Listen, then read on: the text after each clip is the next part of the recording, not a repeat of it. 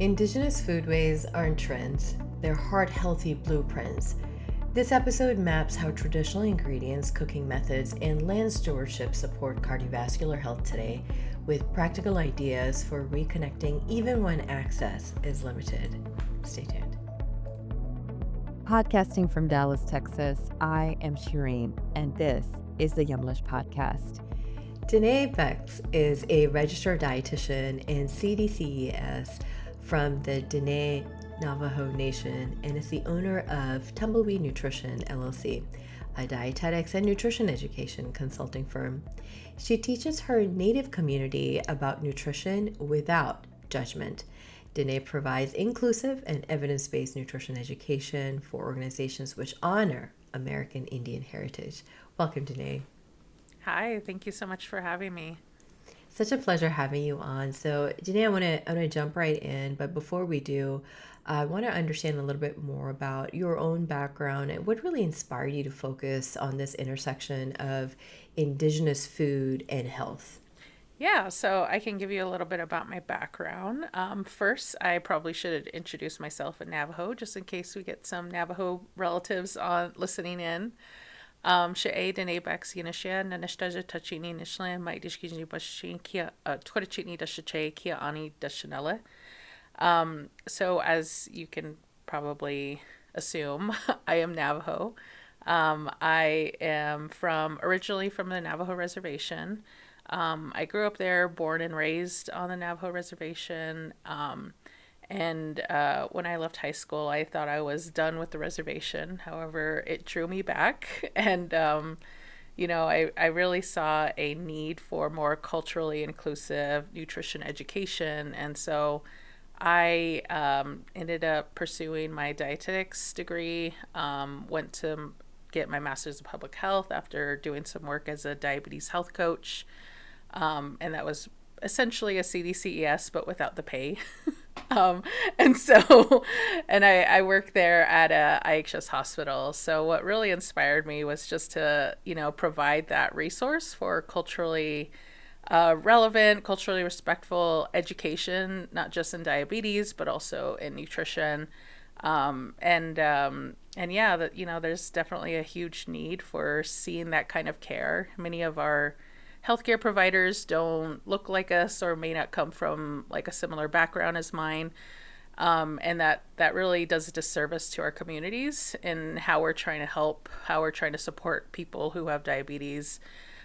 So that's kind of where I'm coming from, is I pull all these different experiences of growing up on the res, growing up in a food insecure environment, having some inadequate access to indoor plumbing and water, and electricity. And, those are things that we aren't taught in healthcare professional training, right? When I was going to school to get my dietetics degree, I went to Arizona State University. We didn't talk about that at all. And when I went back to the reservation to become a dietitian, it was a struggle. It was a learning curve because I wasn't prepared to counsel people in those types of situations. Of course, I knew it from my background, but it's just a different ballgame when you're asked to counsel about it. And so I definitely had to do some deep work and do some reflection and come up with my own resources and learn different methods of counseling. And that's kind of what's informed my work now. And so like you had mentioned, I am a consultant, so I work with surrounding hospitals to do healthcare professional training about this because I'm just trying to be that resource. So that's what I do, and I really enjoy it. I do this Tumbleweed Nutrition full time, and I've been doing it since 2021, and it's definitely gratifying to be able to provide a resource that wasn't there before. And pretty much I don't know of any other Native dietitian that is doing, their own consulting firm, at least on the western side of the United States. I know of like one or two people back on the East Coast, but this really is a new model of trying to deliver healthcare in a way that works for our communities. And I love the focus is around, sort of looking at that competence, that element that you don't see. You mentioned providers don't look like you. You're not surrounded by people who look like you in your own care. And then that just leaves like a huge gap needing to be filled. How do traditional indigenous eating practices, I want to, take it back to the nutrition element of our conversation here today, but how do these traditional indigenous eating practices really support cardiovascular health overall? Yeah, and just to give you a little statistic, so there's about 110,000 registered dietitians in the US, and less than 0.5% identify as Indigenous. So that's like less than 500 people. And many of them are working in Native communities as part of the clinic system, as part of the IHS system or 638 system. And that really, again, like I said, it really disconnects us from, providing that culturally competent care. So when it comes to Indigenous foodways, right now we're really seeing a resurgence of trying to bring back Indigenous foodways, Indigenous practices. And after a very much concerted effort of centuries of trying to get rid of our practices and beliefs, we're now at a point saying like, hey, wait a minute, these foods were healthy for us, have always been healthy for us. And so what we call Indigenous food sovereignty is about trying to reclaim some of those foods and practices that were deliberately taken away from us. And so that's where I like to come in, and I could talk a little bit about Indigenous foodways. There are so many more knowledgeable people than me, and I like to come at it from a perspective of, okay, I'm my dietitian, my clinical experience, and how do we pair that with some of this food sovereignty movement, and how do I as a dietitian support those people who are trying to bring back those practices. And so some of my work involves working with local Navajo farmers, local school systems, trying to get traditional Indigenous foods into school systems, into hospital settings.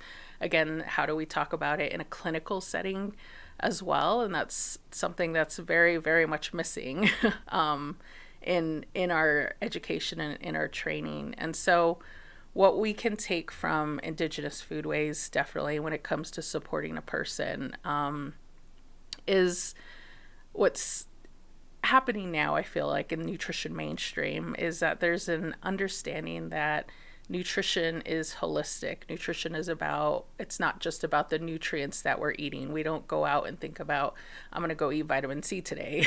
No, we're going to go out and maybe have some mangoes, or we're going to have some oranges. And really, the understanding now is that food is more than nutrients. Food is more than sustenance. Food is also community. Food is also family. Food is also connection. And that's something that many of our Indigenous families, Native families have known for centuries, if not thousands of years, and understanding that it's all about that balance. It's all about recognizing, yes, this is an energy source, but also it's also connection. And that's definitely something I wasn't taught in school. And when we think about our communities, we think about, those foods that like blue corn mush, tusheen. We think about all of those foods that grandma used to make that were nourishing to us. And so, my role as a dietitian is to kind of support and elevate those foods and talk about them as, yes, they are quote unquote valid sources of nourishment, because for so long we've been told they weren't valid sources. Instead, we need to eat whole grain bread and whole grain crackers and, all of these very much Western foods.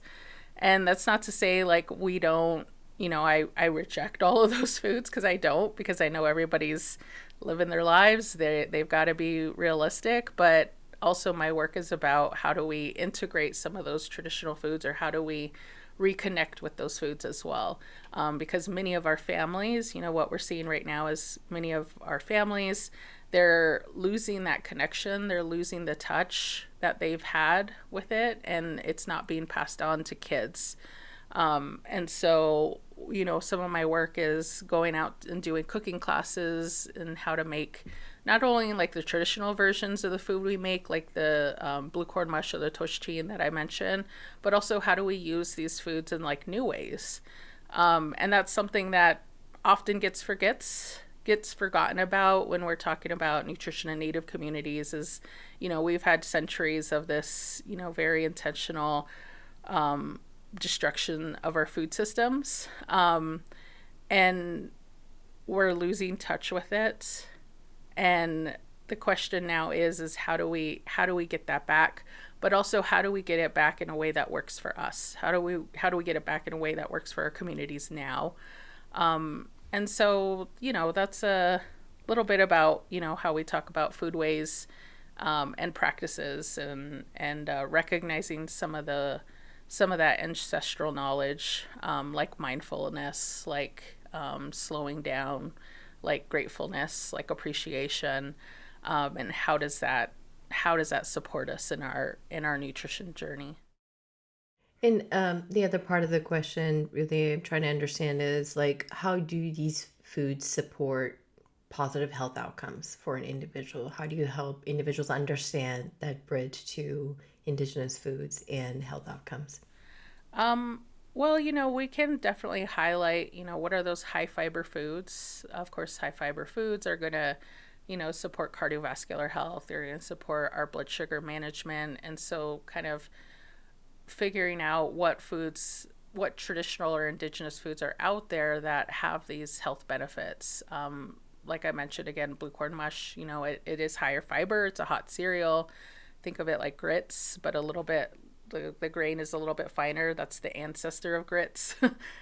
So we don't do with all like the butter and the, people add sugar, but no cheese. It's just like cornmeal and water and some ash. Yeah, so we can like look as a dietitian, we can look at these nutrients that support our heart health, support our glucose management. But also we also have to remember that other piece is that connection piece is, part of health is about feeling connected. So how do we bring back some of these foods that remind them of grandma or remind them of their family? And so the other thing is, again, going back to the blue corn mush, definitely full of antioxidants. It has, anthocyanins, which is shown to have that cardiovascular benefit. So it's the same antioxidants that's present in blueberries. It's what gives it that color purple. So we can look at all these different foods and kind of identify, okay, how does this support our heart health? Yes, it nourished us in the past, and many of our people knew that it was healthy for us, but now we have chemical analysis that can break down what kind of antioxidant is present in this food and why is it going to support our health. And that's kind of where the hard place is, the challenge that we face is that many of our foods are being forgotten about. Yes, they're being revitalized, but it's, there's definitely a lot of lost knowledge that we've had to face around these foods and a lot of lost practices. Two is that many of these traditional or indigenous foods haven't really been like, I don't want to say like legitimized or studied or scientifically analyzed, like chemically analyzed. And so that's kind of an issue where I run into. So for instance, I'll give you an example. USDA has a nutrient database, right?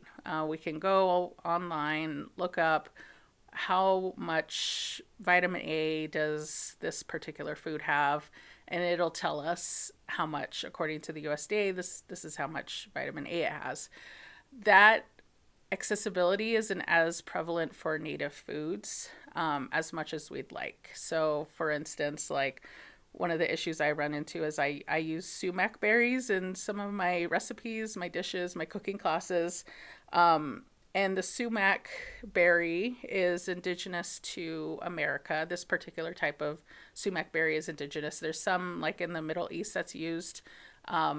but it's a different type of, it's a different, what do you call it? Like different family species, not species, but you know what I mean. So the one that's indigenous to North America, there really isn't any analysis about it. So I can't say this has this much vitamin C. And I can't look up on the USDA nutrient database because the one that it says is the one that's from the Middle East, and so, or the Mediterranean area. And so when I'm using these ingredients, I'm like, I know it's healthy. I know it's high fiber. I could taste the vitamin C, the ascorbic acid in it. But I don't know how much is in here. And so sometimes that does have to, I do work with like labs, our agricultural, ag university labs, to get some stuff analyzed so that I know I can, confidently say this has so much of this in there. And so that's kind of the extra steps we have to take in order to do this nutrition education in our communities, and to do it in a culturally respectful way is how do we like find these creative pathways to make sure that our indigenous foods are represented. So that's definitely some work that needs to be done on the USDA side. I am not sure it's going to happen with this administration. The prior administration, it was really, it felt like we were going forward with indigenous food, but now it just feels like a standstill. I know, this work is not something that's going to happen in a year. It's not going to happen in my lifetime, like for it to be solved. But, the point is that we're all trying to work towards this, having more indigenous foods represented in our communities. So yeah, that's just a small snippet of what I, face being a dietitian, being a diabetes educator, and then also, being a business person, entrepreneur, all these different things. In what ways do indigenous food practices emphasize holistic health, even beyond nutrition alone? So many of the foods that we are connected with, many of our traditional staples, and of course, I'm Navajo. I can't speak for, I can only speak for myself. I like to tell people, I talk from experience of an indigenous woman who grew up on the reservation, on the Navajo reservation, who works in rural communities. Like, that's a super niche area. And I can't speak for other tribes. However, there are some common themes that we see when it comes to indigenous practices. Of course, that mindfulness, of course, that gratefulness. So, for example, in my tribe, when there is a ceremony that's going to happen, a blessing away ceremony or a kinalda, sometimes, or what happens is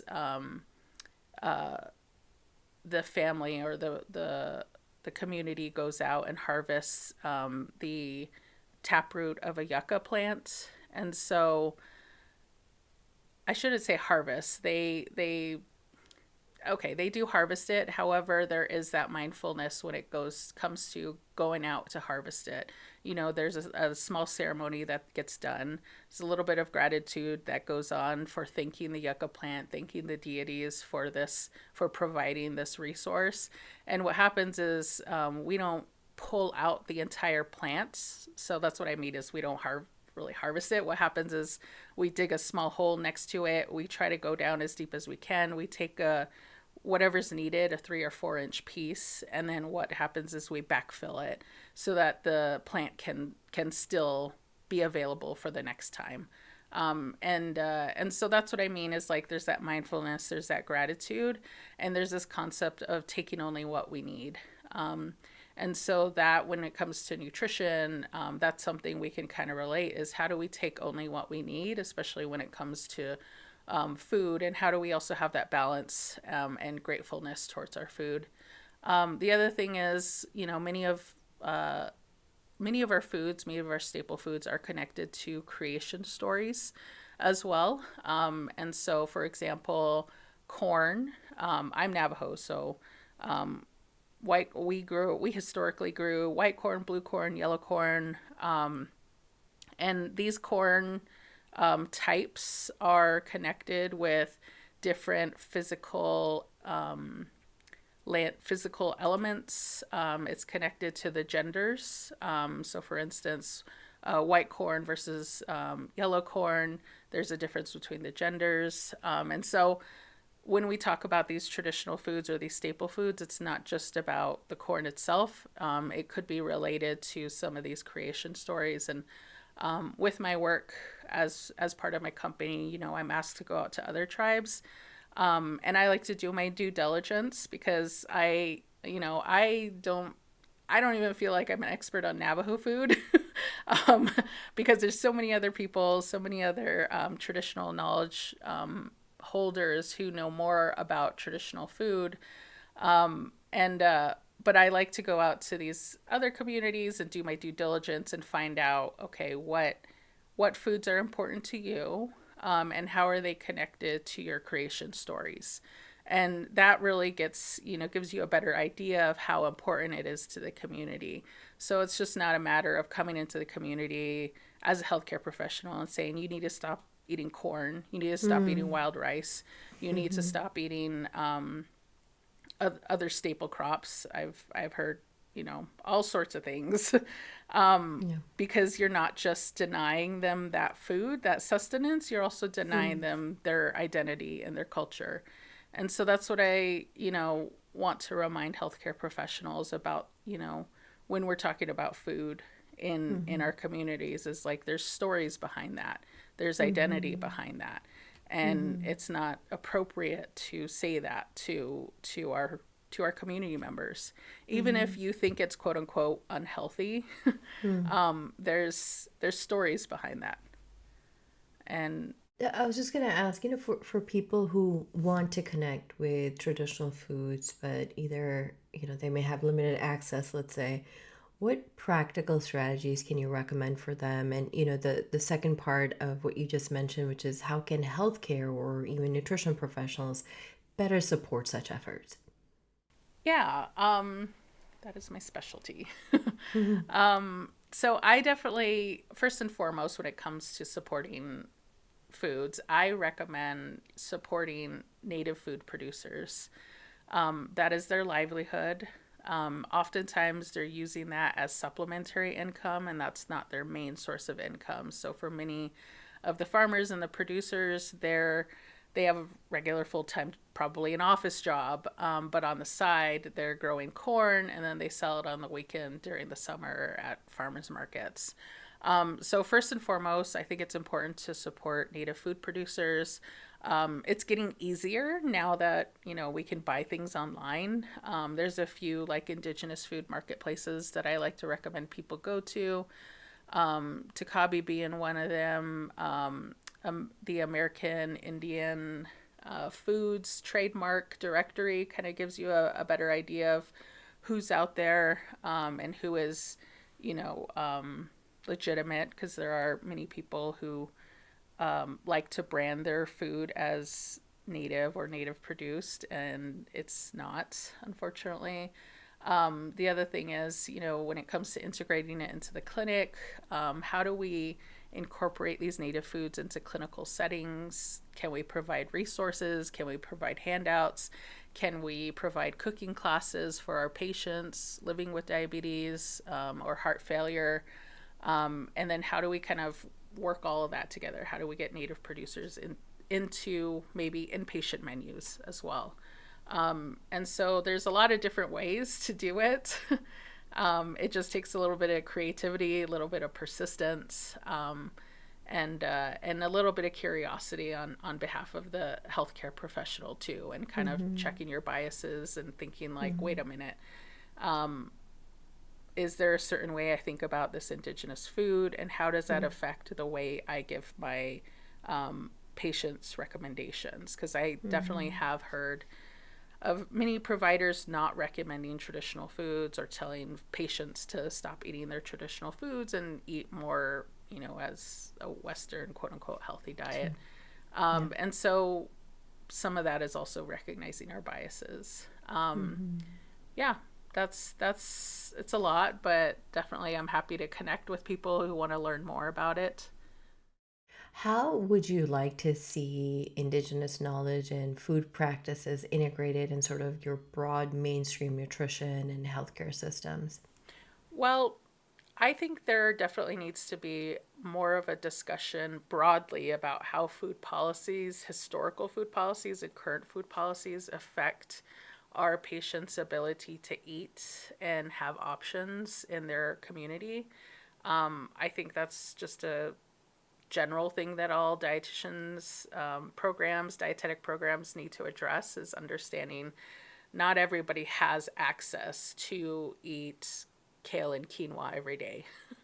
Even though, like, ironically, quinoa is an indigenous food, it's now been relegated to, you know, other ecosystems, more privileged ecosystems.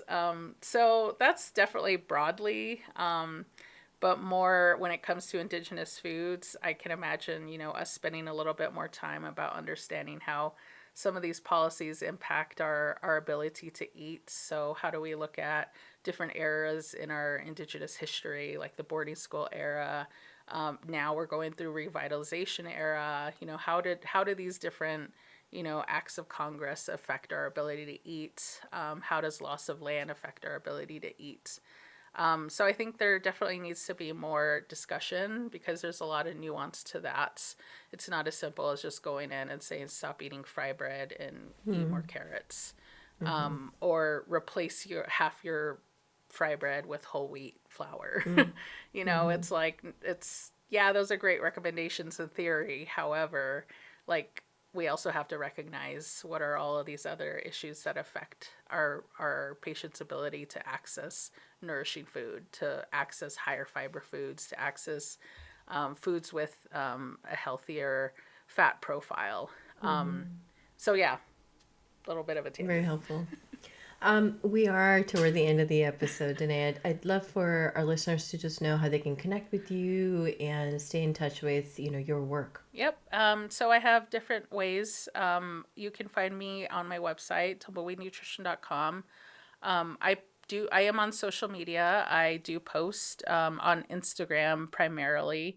And I can proudly boast that I am pretty much the only Native dietitian with this over 40,000 following. And so we're still building it. And then you can also find me on Facebook as well. And also, I worked with a Navajo farmer. I just want to do a quick plug if I can. We just released a free CEU for RDs about how to introduce indigenous foods to baby. And so if you want a free CEU and you want to learn more about indigenous foods and a little bit about, how to recommend them in your practice, then definitely look it up on my website. I also have 4 free recipes that I collaborated with a Navajo farmer. And then also, because I am very much of a systems thinker, we provided standardized recipes for schools as well. So take a look at my website. Lovely. And we'll link all of that up in the show notes below. With that, Diné, thank you so very much for your time. It's such an absolute pleasure having this conversation with you. Thank you so And much. to our listeners, thank you. And to our listeners, thank you for tuning into another episode of the Yumlish podcast. It is that time to head over to your social media and answer this quick question, which is, what traditional or ancestral food from your own culture would you like to explore or incorporate more often for better heart health? Again, head over to @Yumlish on Facebook, on Instagram. Find this podcast post and comment below again to tell us what traditional or ancestral food from your own culture would you like to explore or incorporate more often for better heart health. We'll continue the conversation over there, Diné. An absolute pleasure. Thank you again. Thank you. Thank you for listening to the Yumlish podcast. Make sure to follow us on social media @Yumlish_ on Instagram and Twitter, and @Yumlish on Facebook and LinkedIn for tips about managing your diabetes and other chronic conditions, and to chat and connect with us about your journey and perspective. You can also visit our website, yumlish.com, for more recipes, advice, and to get involved with all of the exciting opportunities Yumlish has to offer. If you like this week's show, make sure to subscribe so you can hear more from us every time we post.